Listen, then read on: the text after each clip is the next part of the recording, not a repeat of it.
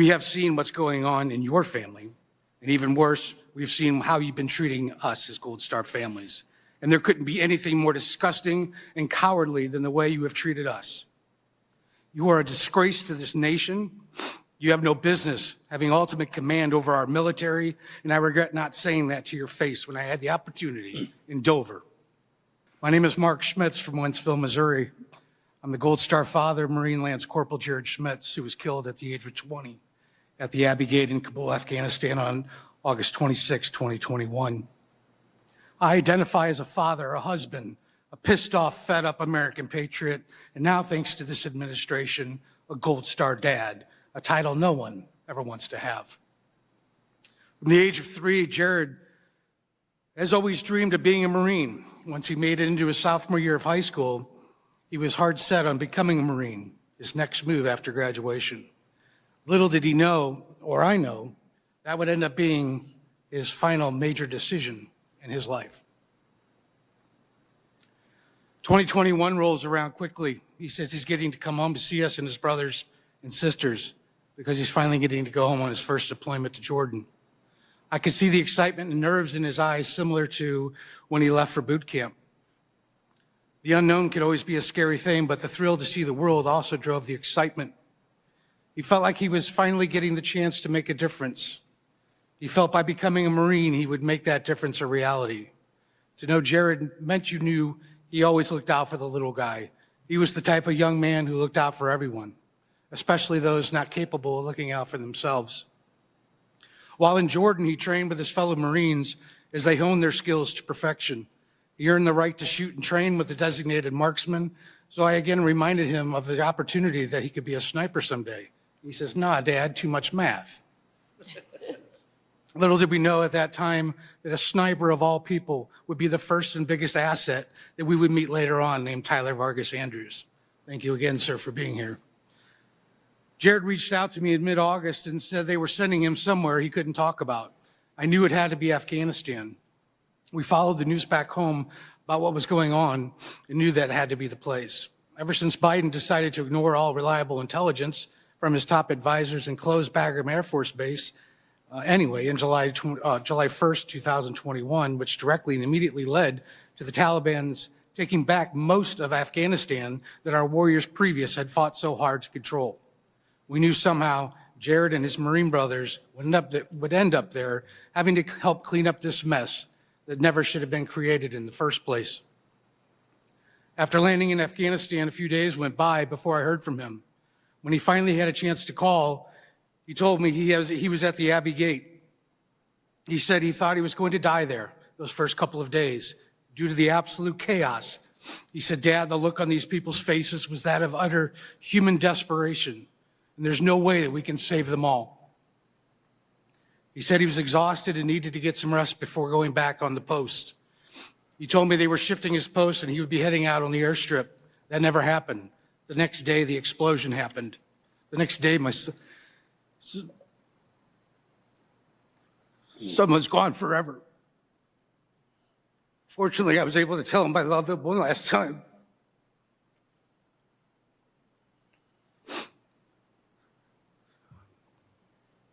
Jared would have made a wonderful husband, a father.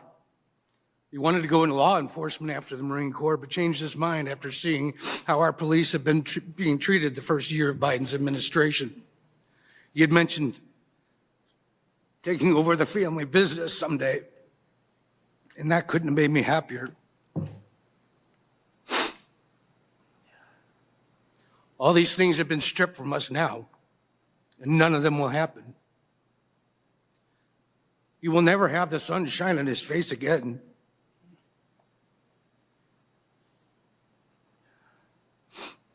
He will never have the chance to get married.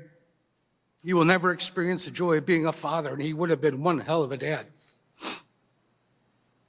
We will never meet our grandkids. Our family name died that day.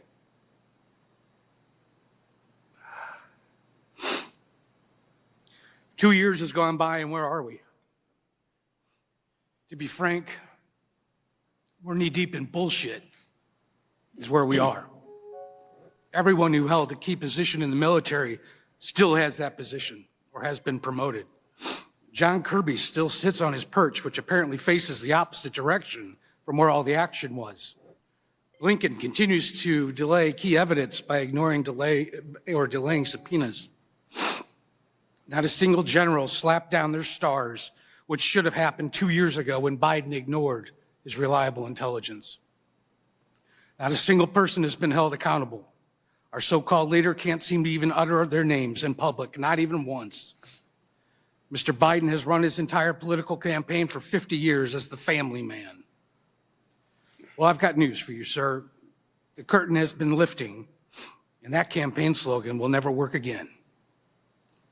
We have seen what's going on in your family, and even worse, we've seen how you've been treating us as Gold Star families. And there couldn't be anything more disgusting and cowardly than the way you have treated us. You are a disgrace to this nation. You have no business having ultimate command over our military, and I regret not saying that to your face when I had the opportunity in Dover. I felt it more important to bite my tongue, but I also had more important things on my mind at that time, like receiving my son's lifeless body stateside. While I stood there on the tarmac, watching you check your watch over and over again, all I wanted to do was shout out, "It's 2:30, asshole." But out of respect to the other grieving families, I bit my tongue once again. Well, as you could probably tell by now, I'm done biting my tongue. You, sir, stole their lives, their futures, their dreams, and have ripped apart 13 families. You cannot even man up and admit that. You, sir, gave us all the title Gold Star family. You, sir, discredit honor and integrity.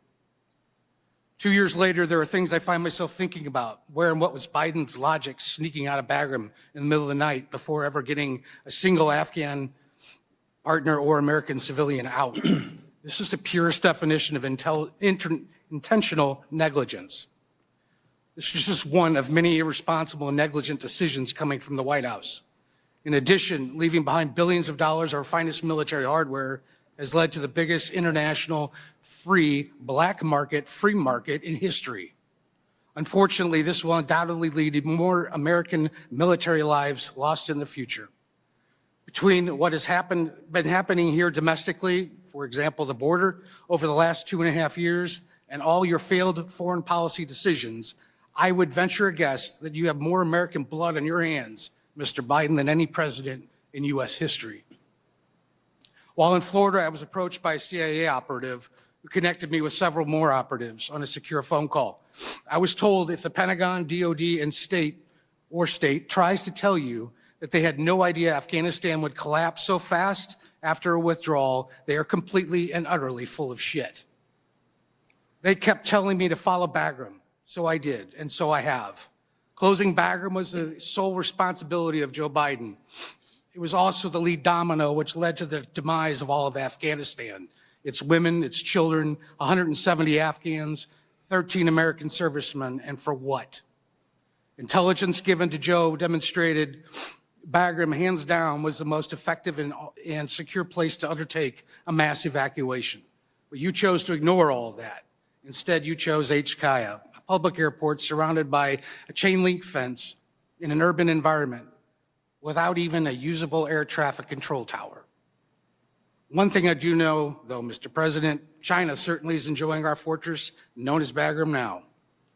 I'm often asked what accountability looks like. Simply put, what is most important to me is that the history books are written accurately and honestly and truthfully about what happened to our fallen 13, the fall of Kabul, and for the truth to be told about those who failed to perform their duties should be identified and should be held appropriately accountable. Lastly, I have prepared a short list of answers I will not stop fighting for as a bare minimum for the unnecessary and avoidable sacrificial offering of our 13 brave children on August 26, 2021. I'm requesting that Chairman McCall of the Foreign Affairs Committee subpoena the Inspectors General Office to review the complaints that were filed prior to the bombing of Abbey Gate and why those complaints went disregarded and who failed to follow up on them. I'm requesting an investigation of President Joe Biden, Secretary of Defense Lloyd Austin, Secretary of State Anthony Blinken as it pertains to Article 3, Sections 2 and 3 of the United States Constitution for their involvement in intentionally leaving Bagram and all of its assets by knowingly aiding known terrorists, all while abandoning U.S. civilians and allied partners. I'm requesting Chairman McCall to subpoena whoever has the stills and video footage from the Abbey Gate surveillance cameras, the sniper tower rifle scope SD cards, any drones that were flying that day, as well as all SD cards seized from cameras worn by our military on the ground that day at Abbey Gate, and any other surveillance equipment used, not already mentioned, so that the committee can see for themselves exactly what happened over there. And finally, answers to the questions from Tyler's entire testimony. Why did NCIS or FBI never interview him? He was easy to find at Walter Reed. How could you send Pentagon officials to Gold Star family living rooms to present your conclusive investigative reports? How could a thorough investigation possibly even exist when key witnesses to the events were never even interviewed, including not a single Afghan or the sniper who could have ended it all before it even started? How could it just be acceptable that our snipers cannot get an immediate and straight answer from their commanding officer at such a crucial moment? This bombing did not come out of thin air. We had intel. The bomber was in the area. Lieutenant Colonel Whitehead and generals on the ground were aware of this and did absolutely nothing to prepare our sniper teams, which relied on their leadership. In closing, Mr. Biden and Secretary Austin, Secretary Blinken, if trusting and supporting our military is too difficult for you, then I suggest you pack your shit and enjoy your retirement, because from where I sit on my perch, the noose around your double-down notion that this was an extraordinary success looks like it's tightening a little bit more each and every day. Thank you.